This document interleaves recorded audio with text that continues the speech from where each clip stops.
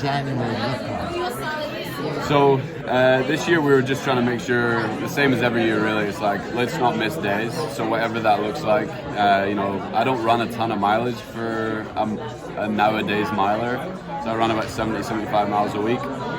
And so winter was, everything kind of led up to that half, and then took a couple of weeks down mileage and went home, went back to the UK over Christmas, and then started things back up and things just started clicking really well. Jumped on the indoor track, UNM, the whole team's been in Albuquerque for the past month or so, and things have been clicking, and the confidence is kind of been growing from there, but you've got to put it together on the day, and that's what I'm excited about. Were you in Albuquerque in December as well? No, so I got there I think January 2nd. I spent Christmas over in the UK and spent a bit of time in Europe, went over to Paris for a couple of days, and then then started again January 2nd in Albuquerque. Your life's changed a lot now since you've been crowned the world champion, a title that you really had to earn in a major way. How is it now handling all the expectations that everybody has? Well, I think the expectations that everybody has, I already had of myself, and so it's not really too much of a change from the expectation standpoint. I think once you win one of these big championship, global championships, the expectation externally becomes a lot more pressurized, but internally it's the exact same. I thought I had the general ability to be world champion, but I had to get it right on the day.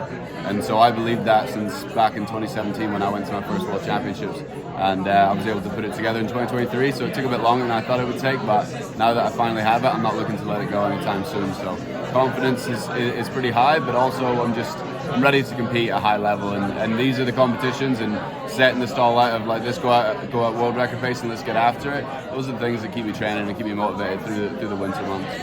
I can't even imagine what it's like to be a Scotsman and know that the world champs indoors are in Glasgow. Sure, everybody would like to see you out there. You've been very transparent about how this is something that you have to think through very carefully and manage. Where are you now in that thought process? Yeah, I think that decision is going to be made after this weekend. So people will probably know after this weekend of what I'm going to do. And look, I think I'm just looking to compete at a high level. And I would love more than anything to go and run the world indoors, but it has to make sense. My body can't fight me on it, and there might have been some situations in practice that if we did push, maybe that would have ruined some training further down the line.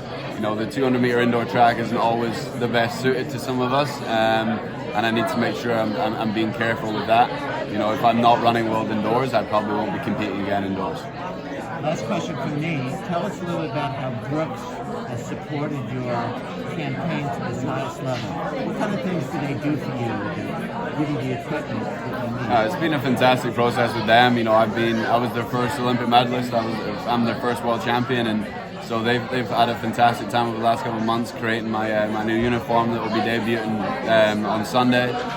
They've done a fantastic job celebrating, as a brand, and knowing that we can elevate performance within the gear that they bring to the table and the spikes. And so the spike team put together a design spike for me, and again that's debuting on Sunday as well. So we've had a blast, being able to push the boundaries and raising the bar for the Brooks Beasts, and getting some more money into our fund, and making sure that we're one of the best supported world-class groups across the globe in endurance running.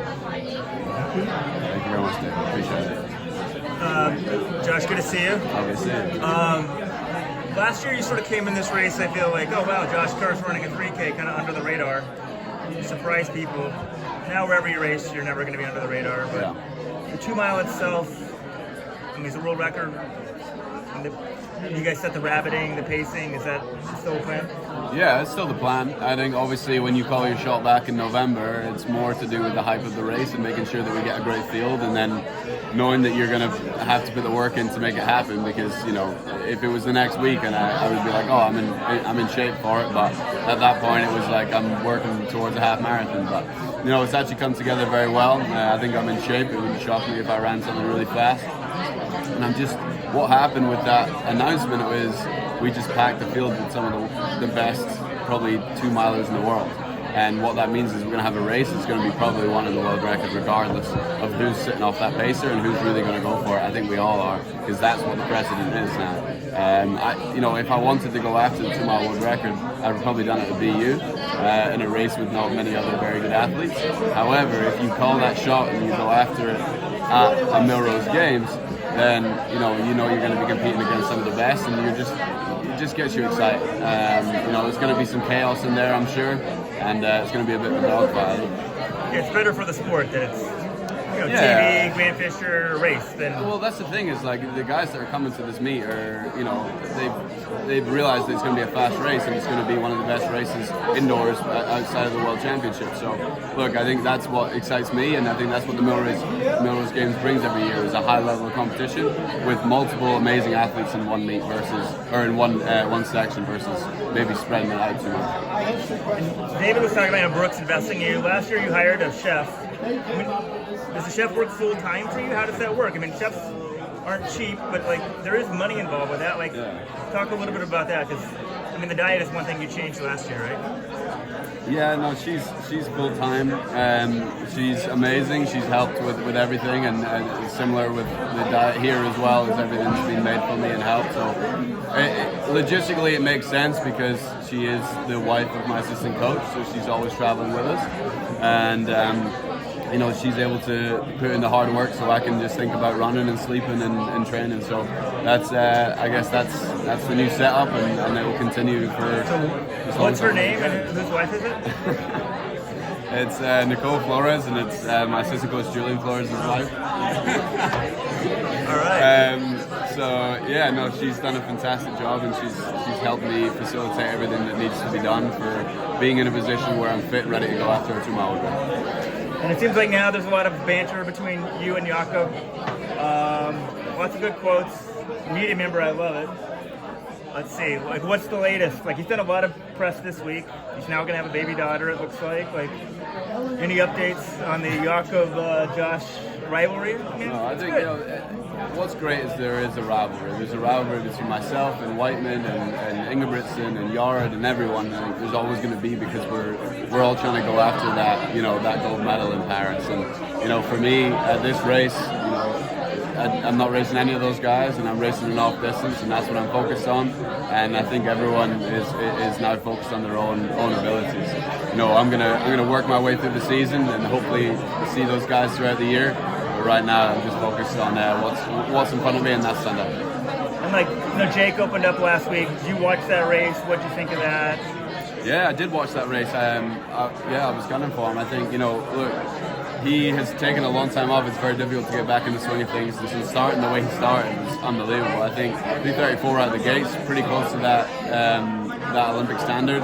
It's a pretty great start, to be honest. So I'm excited to see him back. And you never want to be involved in an era of when it's a boring 1500 or someone's just going to win it. And so I'm excited especially in the UK, to have multiple prospects that are going after multiple medals.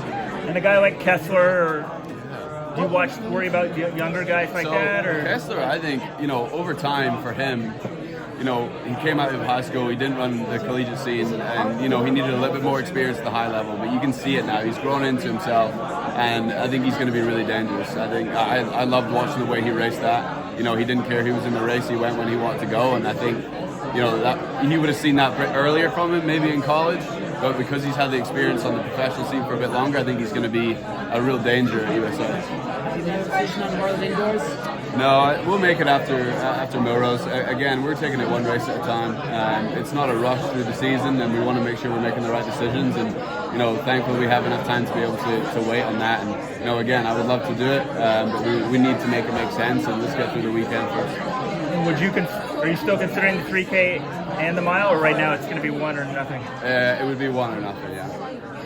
Can you tell us which one? I have the standard for both, but no, I'm not willing to say which one is. And, being world champ, those glasses are very sharp. Did Oakley give you, did they give you better stuff now, or is that just their latest line? Like, you look sharp. That's what I'm trying to I say. appreciate that. Well, you know, we'll be debuting not only the Brooks Beast new World Champ singlet and shorts and spikes, we'll be debuting the new World Champ Josh's Oakley. So, yeah, they've been treating me extremely well. I was able to go to their HQ and work with them there, and they put together some fantastic colorways that work with the singlet and the shorts and the spikes. So, yeah, I'm very lucky to be able to partner with the brands I partner with.